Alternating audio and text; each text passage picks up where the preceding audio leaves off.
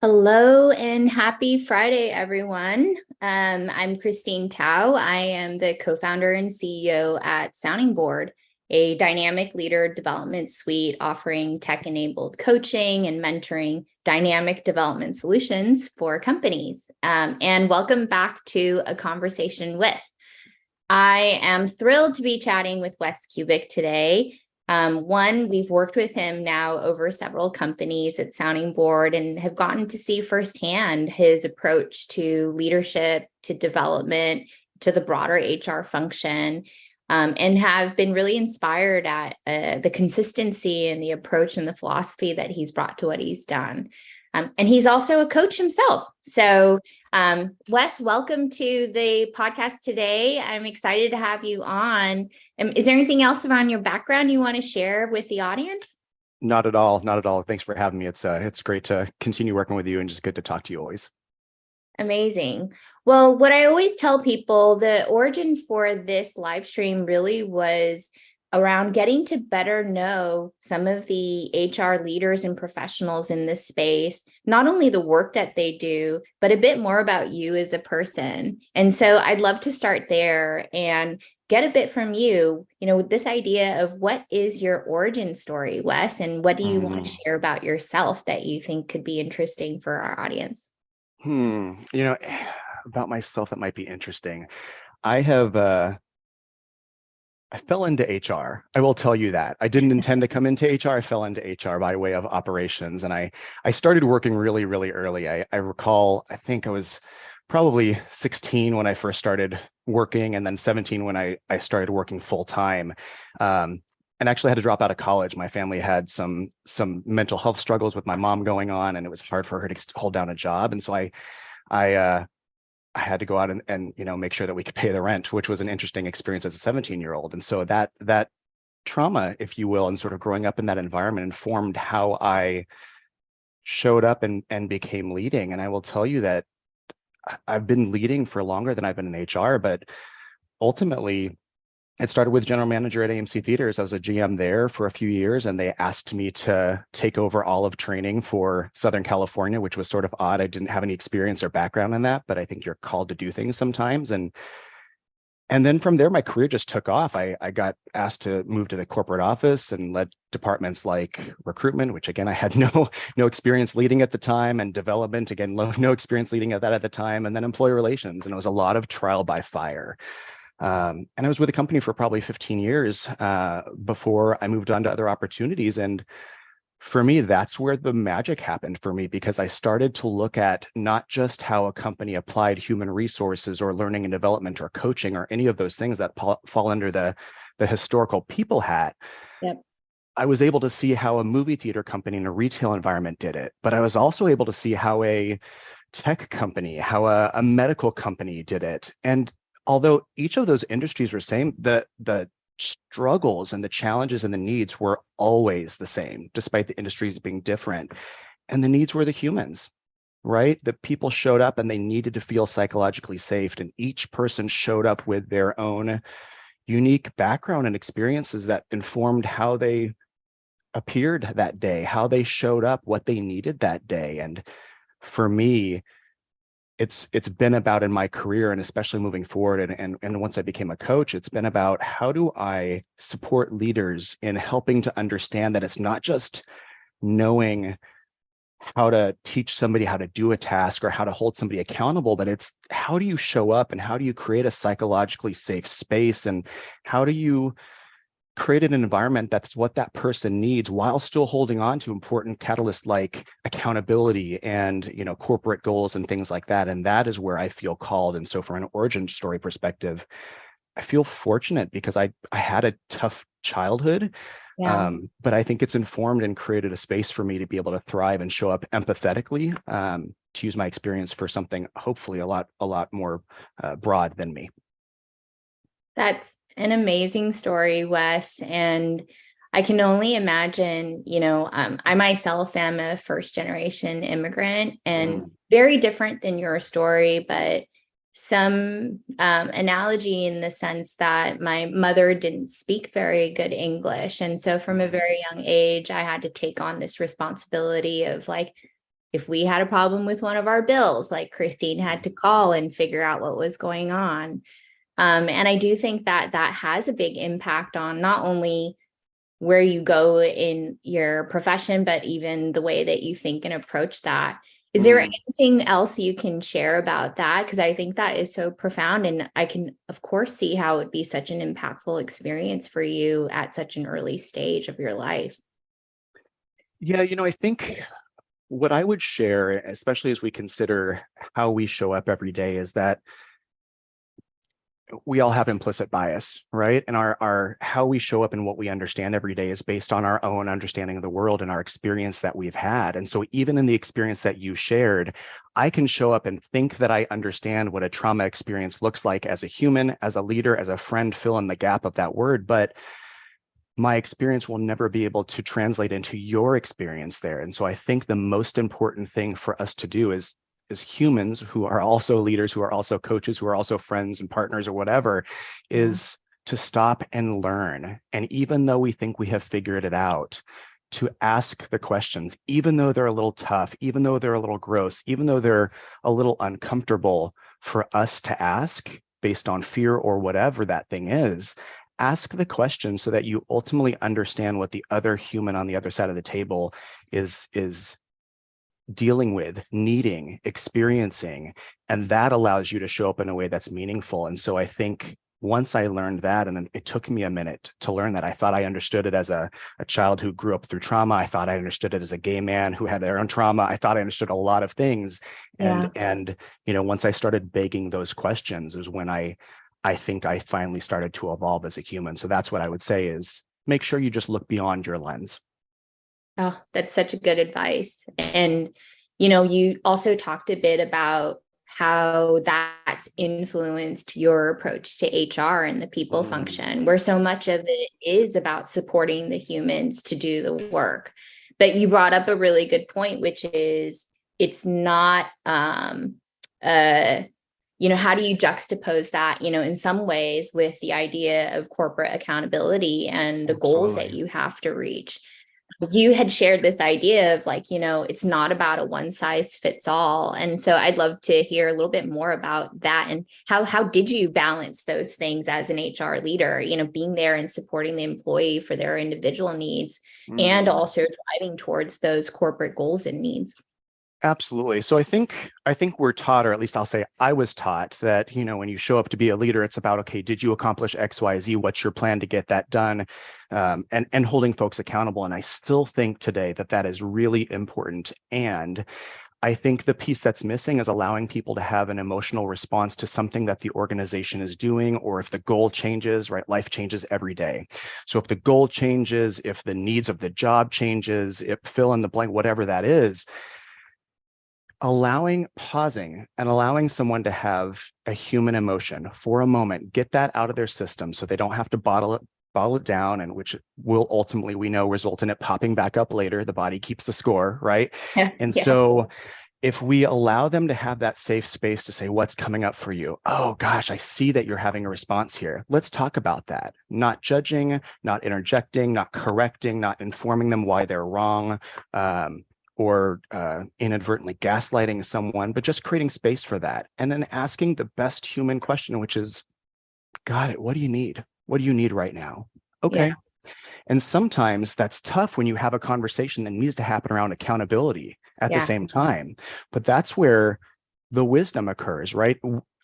You can step in and just dive right into accountability conversation. And that person may have just experienced a traumatic event that may block them in that moment to even hearing or digesting the feedback that you have. So if you create that safety, you can then tell, is that person ready to be held accountable?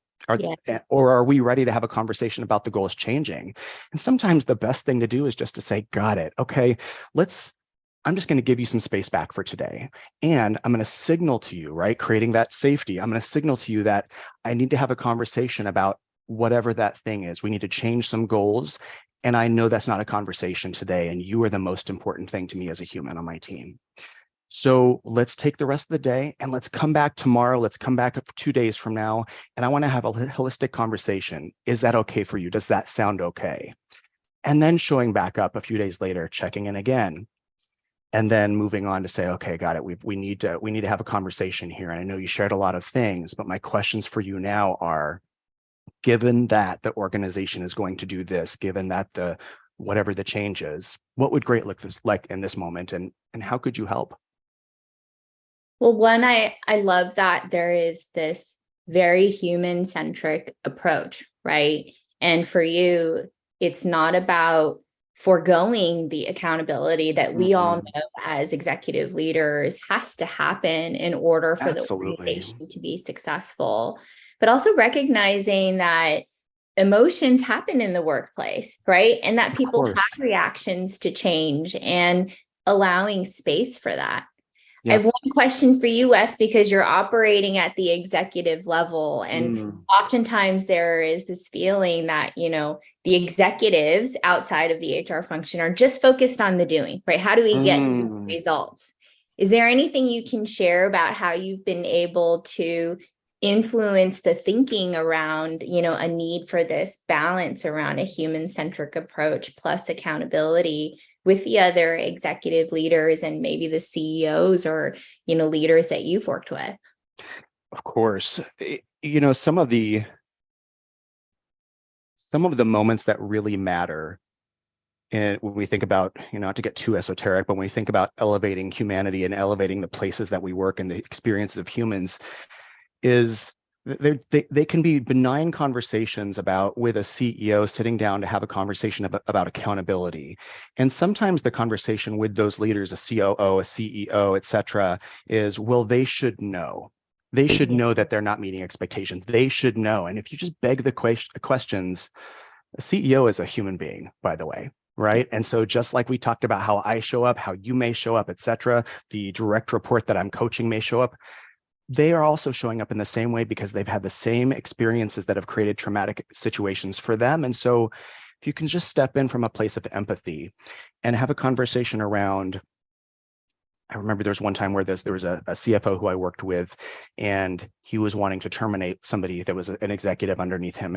And it's like, this person should know. They should know that they're not meeting expectations. I've told them 100 different times. I'm like, got it. Let's bear with me, but let's just dissect a little bit. How did you share that with them?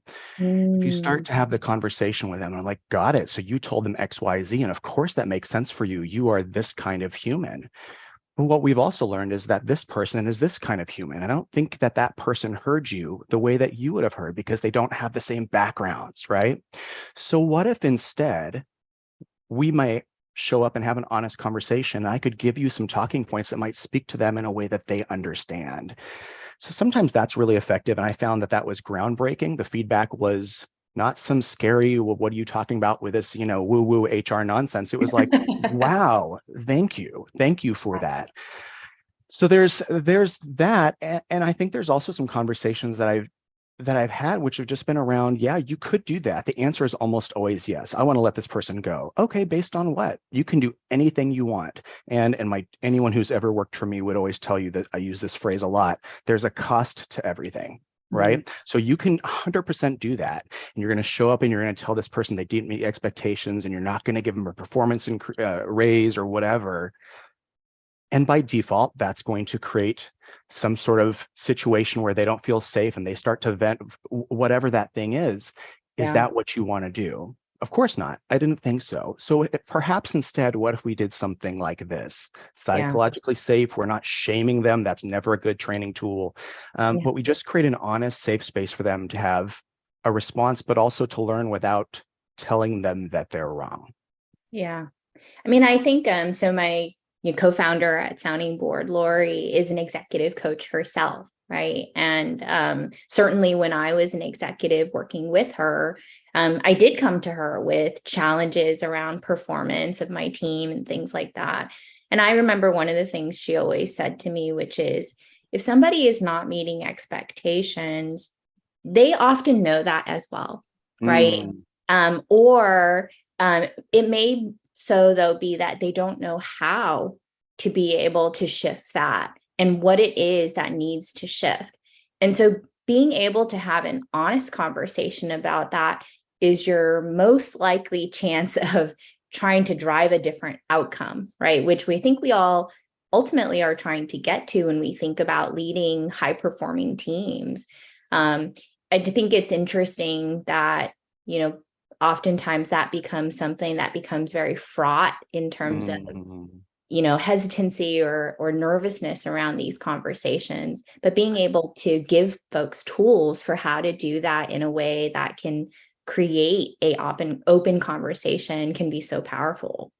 I completely agree with that. I would actually add that the most challenging behaviors that I see from leaders are not often because they are trying to be bad leaders or That's trying to right. show up as poor humans or trying to wreck an individual's life or whatever, demonization we're trying to create for that person in that moment because Yeah. they've mistreated us. Perhaps they're just showing up in a way they don't want to have that honest conversation. They don't want to give the feedback because they're afraid and they don't want to hurt someone's feelings. And so instead, sometimes those behaviors manifest in, well, my body wants to talk about it, and I'm frustrated by the fact that I have to even deal with this. And Yes. so I often see people instead talk about that person to someone else instead of talking to them. And Yes. it's not ill-intended, but the consequences from a culture perspective are huge to an organization because that then informs people that they're not safe, right? Yeah. It's back to high school we go. Yeah. But it's not from a bad place. But if they understand the cost of doing that, very consistently, I see positive improvement if you just help them connect the dots. Yeah.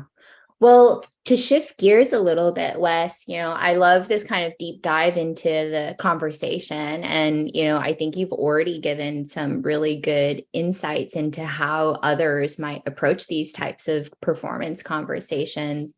I'd love to shift gears a little bit and talk a bit about some of the programs that you were running because you Mm, worked and operated at global companies, 20,000 plus employees, where the complexity of what you were trying to do, the scale of which you were trying to have impact, is a core part of being able to be successful. And so, is there any programs or initiatives that you have implemented in the past that you really feel have had that kind of outsized impact or influence on, mm, leadership performance or leadership development within those organizations? And what can you share about what you've learned about those? mm.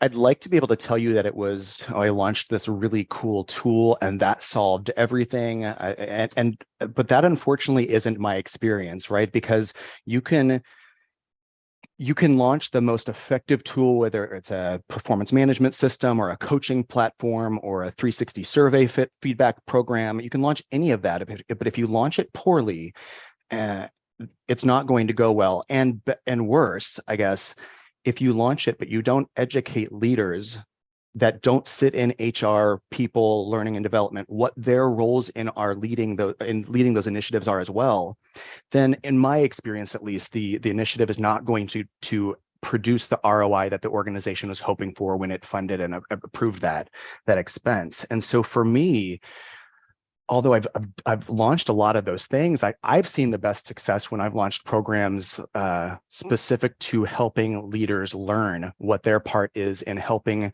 lead the organization through reality. And so the simplest one that I think of is our tools like reality-based learning, reality-based leadership, which is a Cy Wakeman program. And I recall when 2 companies ago, I was leading an organization that was preparing to do this massive change from a core systems. It was a credit union, so they were changing their whole core. It only happens every 30 years. It's a massive thing, and there was a lot of fear and hesitation around it. And I brought in that philosophy, starting with the executive team and top down. Okay, the executives understand what it means to lead through change, what it means to deal with reality, not avoid it, what it means to show up and lead in moments that matter, that are not our preferred state of reality. When Yeah. we teach that to the top level leaders, and then you have them involved in teaching it to the people below them, which drives accountability because there's an expectation that they show up in the way that they're teaching, right? And you teach that and we taught that all the way down to the line staff, to the tellers. And the fruits of that labor and the ability for us to sit down and co-coach a colleague or receive feedback from a direct report was was significant when it came to moving forward the rest of the initiatives. So as an example, if there was if I launched an open enrollment program and it didn't go well or didn't go as someone it would expect, it would allow me to use those tools and say, okay, got it. Colleague in finance, colleague in sales, that sounds like that was really a tough experience for you. Thank you, A, for the feedback. I'm going to make sure that we do something with that. You got to do it, by the way. And given that this is where we are today, what would great look like in this moment? And how could you help with that? And so I was able to launch that program at that organization. I also launched that same training to all of my direct reports in the Aspen group. And watching them use those tools to help their teams when the CEO, the organization did something that was outside of their preferred version of reality, that was where the magic happened, because the life skills that happened out of that, the drama decreases, the productivity increases, and you get people to buy into what the organization is doing. So those are my favorite things, when you teach people how to thrive regardless of what's happening in the world.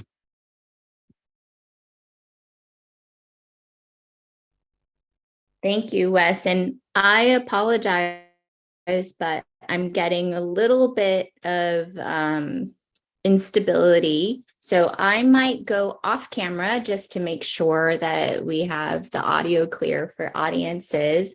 But I think you've raised a really important point, right? Because it's easy to answer this question of, yes, there was this one thing we did and that ended up being the change maker. And I think you're being very honest, which is it's not just one thing.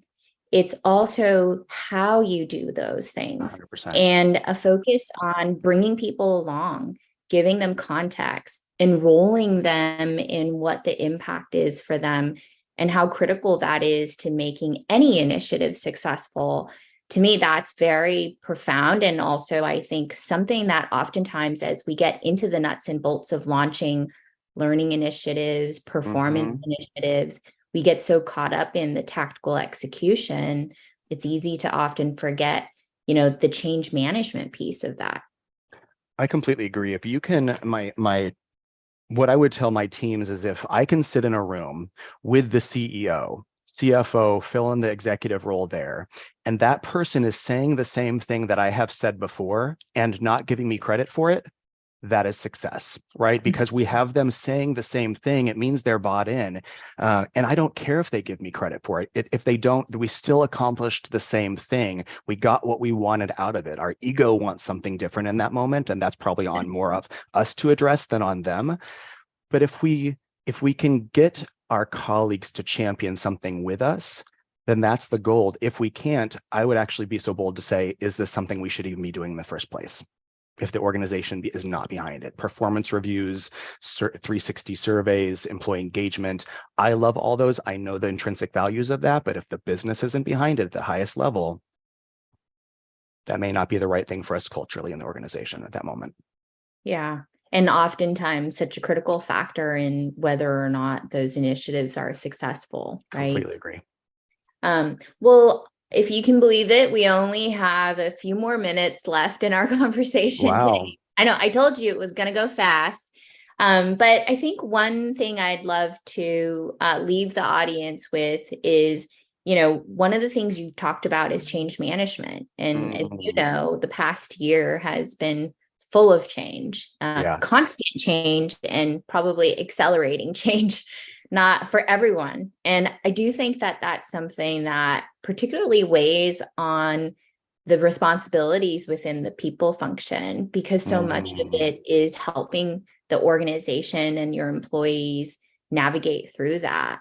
And so I'd love to get some of your advice for other folks in the L&D profession and the HR profession.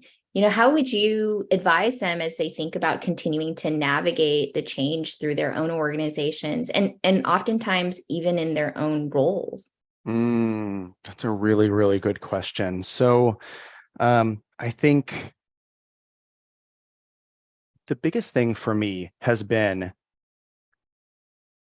to never think that I have it figured out, because you can't. right? And I think when people try to show up in a way and reproduce what they've done before and hope it works and hopes to serve the purpose, it might have done something miraculous for the organizations where we have worked before, given the environment at the time, the environment of the world at the time, the people that were sitting there at the moment, and all of those factors that are so important. And so if we just come in and we try to reproduce something that we have seen before that is based on our own set of personal preferences, it may backfire for us and actually make things worse in the organization when you think about the work that all of us, I think, are trying to do in gaining credibility around what used to be a personnel department or a training department type world, right?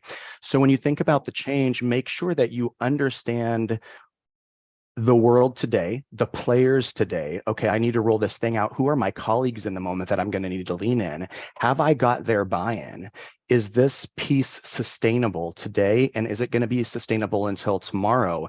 And if it's not, do I need to have a contingency plan if any changes in the organization or the world that I hopefully know of today are on the horizon? Let's build contingencies around them then there. And then I think the most important thing, not a program, not a tool, is setting aside 30 minutes. This is just my tool, setting aside 30 minutes every of every morning to come in and say, okay, the first thing I'm going to do is not check emails. It's going to check myself. How am I showing up today, given all of the change that I am trying to lead people through, and yet am also subject to as a human being? Have I given myself space to do the things that I need to do? So for me, I use a lot of tools based on the drama that day. I do tapping, meditation. It could be walking mindfulness, whatever the thing, to make sure that my mind is clear, that the drama is out, so that I am out of the drama, ready to deal with the change so that I can help lead other people to help them lead people through change. Does that make sense? Oh, absolutely. We talk a lot about the phrase, put your own oxygen mask Absolutely. on first, right? And for HR and people leaders, where you're dealing with people, you're dealing with emotions, you're not dealing with a spreadsheet, right? Agree. You have to make sure that you yourself are in a place where you can be that support and that sort of anchor for other people within the Mm-hmm. organization. So, Mm-hmm. I love that. I am sad that our conversation is already at an end, but Same. I really loved learning a bit more about your own experience, Wes. What an incredible story of your own and how that's influenced, how you lead as a people leader. And just thank you again for having this Thank you. conversation with us. Yeah, thanks for having me. It's been a pleasure. Okay. Well, thank you, everyone. We hope you have a great rest of the Friday and gear up for a great holiday weekend if you are in the US. Wes and I will be avoiding the fireworks, but if you are, please enjoy them and look forward to seeing you on the next conversation with. Bye, Wes. Bye. Take care.